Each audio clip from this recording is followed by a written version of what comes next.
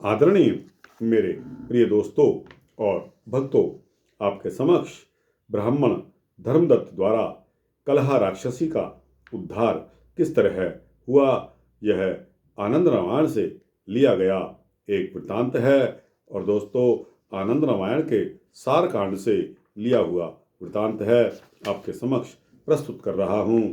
दोस्तों, 10 मिनट का यह वृत्तांत होने वाला है लगभग, अतः आपसे विनती है कि बने रहिए इस वृत्तांत के अंत तक मेरे साथ, क्योंकि पिछले वृत्तांत में मैंने आपको बताया कि किस तरह एक राक्षसी एक पंडित धर्मदत्त से आ भिड़ती है, जिसके फलस्वरूप पंडित धर्मदत्त ने अपनी मंदिर जाते हुए पूजा की थाली का विनाश कर दिया और कुछ जल, तुलसी जल वह राक्षसी पर छिड़क दिया, जिससे राक्षसी अपनी पुरानी सारी सुध बुध में आ गई और उसने धर्मदत्त को सब कुछ बताया कि किस तरह वह अपने पति को कुछ नहीं देती थी, देती भी थी तो स्वयं पहले खाती थी और अपना बचा हुआ या झूठा भोजन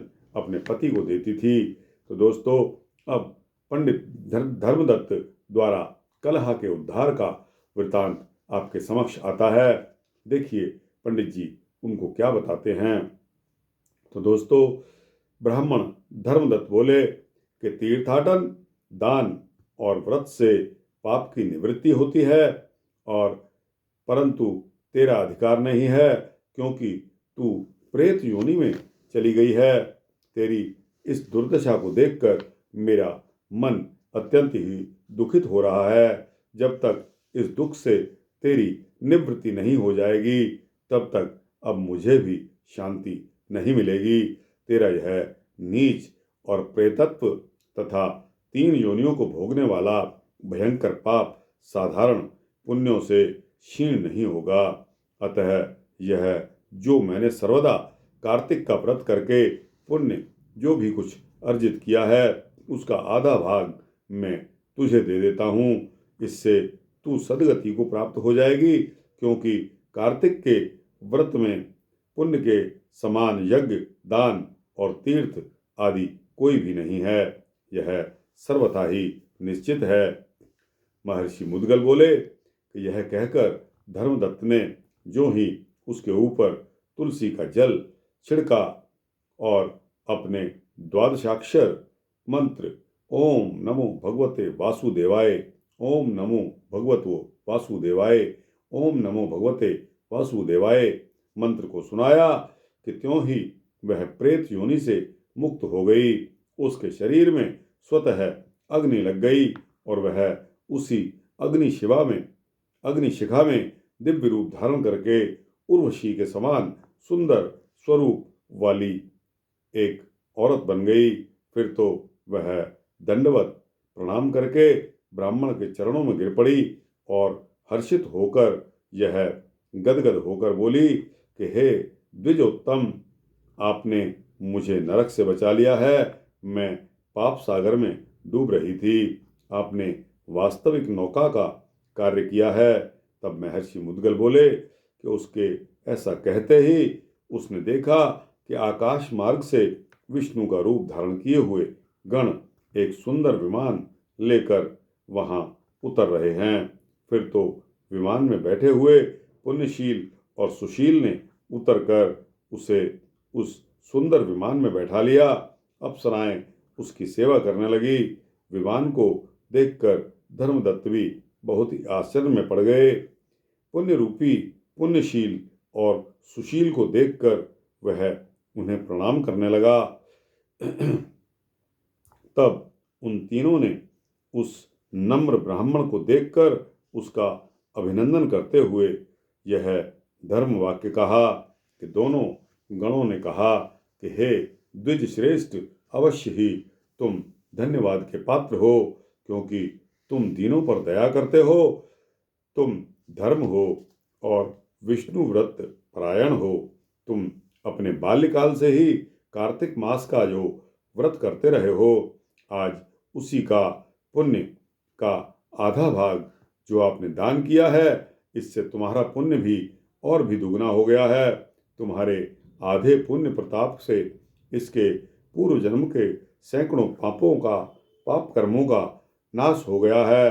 तुमने जो तुलसी युक्त जल से स्नान करा दिया है, उससे इसके पूर्व किए हुए पाप तो विलीन हो ही गए हैं, और विष्णु जागरण के पुण्य से इसके लिए यह विमान आया है।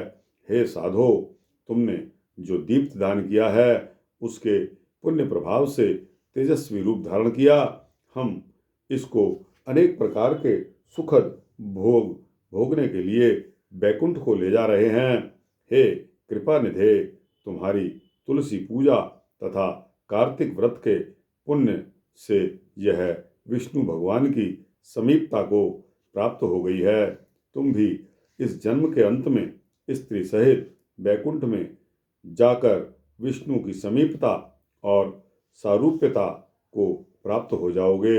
हे धर्मदत्त, वे धन्य बड़े धर्मात्मा और सफल जन्म वाले हैं जिन्होंने तुम्हारे समान श्री विष्णु जी की आराधना की है। जो मनुष्य सभक्ति दृढ़ता से विष्णु जी का पूजन करते हैं, वे धन्य हैं और उन्हीं का जन्म सफल है।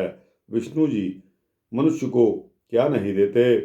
पूर्व समय में राजा उत्तानपाद के पुत्र ध्रुव को विष्णु जी ने ध्रुव पद पर स्थापित किया। उनके नाम स्मरण मात्र से ही मनुष्य सद्गति को प्राप्त हो जाता है।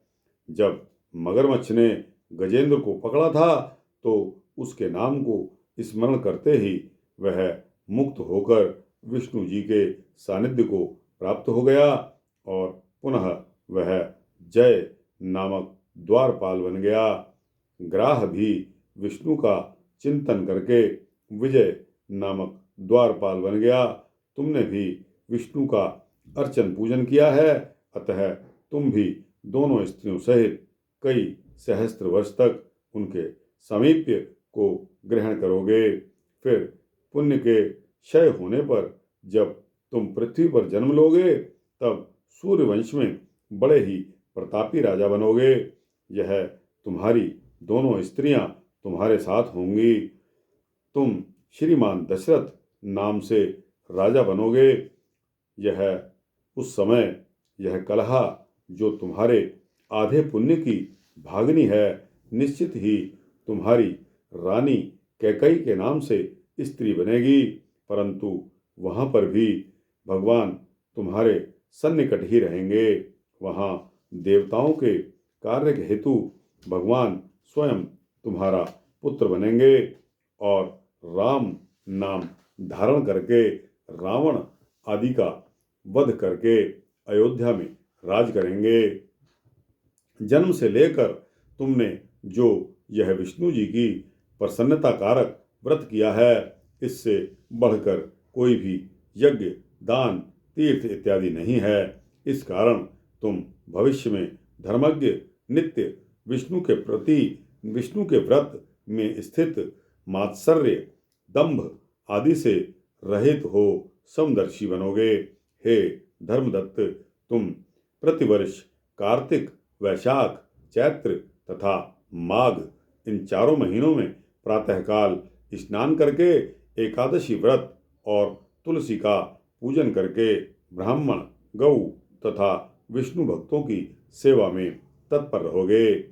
मसूर, सौवीर तथा बैंगन आदि का भक्षण करना त्याग दो, क्योंकि ऐसा करने से हे धर्मदत्त, तुम श्री विष्णु के उस परम पद को प्राप्त हो जाओगे। हे विप्रश्रेष्ठ, तुम धन्य हो कि तुमने जगत गुरु श्री विष्णु जी को संतुष्ट करके यह व्रत किया है। तुम्हारे द्वारा किए हुए इस व्रत के अमोघ पुण्य प्रभाव से हम लोग भी मुरारी भगवान की सालोक्यता को प्राप्त हुए हैं। इस पर महर्षि मुद्गल जी बोलते हैं कि इस प्रकार वे दोनों धर्मदत्त को उपदेश देकर विमान में बैठकर कलहा सहित बैकुंठ को चले गए। हे राजन, धर्मदत्त भी प्रतिवर्ष उसी व्रत को करके देहांत होने के पश्चात दोनों स्त्रियों सहित वैकुंठ को प्राप्त हुआ। कई वर्ष तक वे वैकुंठ भवन में रहे। पुण्य क्षय होने पर यहाँ आकर वही तुम प्रतापी राजा हुए। अब तुम यहाँ अपनी तीनों स्त्रियों सहित आए हो। वही स्त्री राम होकर तुम्हारे पुत्र बने हैं।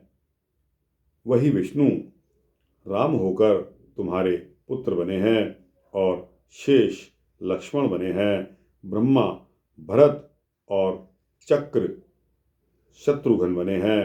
ब्रह्मा जी जो है वो भरत हैं और चक्र जो है शत्रुघ्न हैं। यह सब मैंने तुमने जो पूछा था उसके बारे में आपको बताया है। आप धन्य हो, क्योंकि साक्षात नारायण ही तुम्हारे पुत्र बन गए हैं। तो दोस्तों, यह वृतांत सूक्ष्म आपको सारकांड आनंद रामायण से लेकर सुनाया है। आपको यह वृतांत कैसा लगा? अच्छा लगा हो तो इसको लाइक और शेयर करते हुए अपने दोस्तों, भक्तों, मित्रों, जिज्ञासुओं तक पहुंचाना। दोस्तों, कमेंट्स बॉक्स में जाकर अपनी राय अवश्य देना। इस चैनल को सब्सक्राइब कर देंगे तो आपको इसी तरह के सूक्ष्म भक्ति वृत्तांत मिलते रहेंगे, ऐसा मेरा आश्वासन है। जय श्री सीता रामचंद्र की जय। जय श्री विष्णु हरि।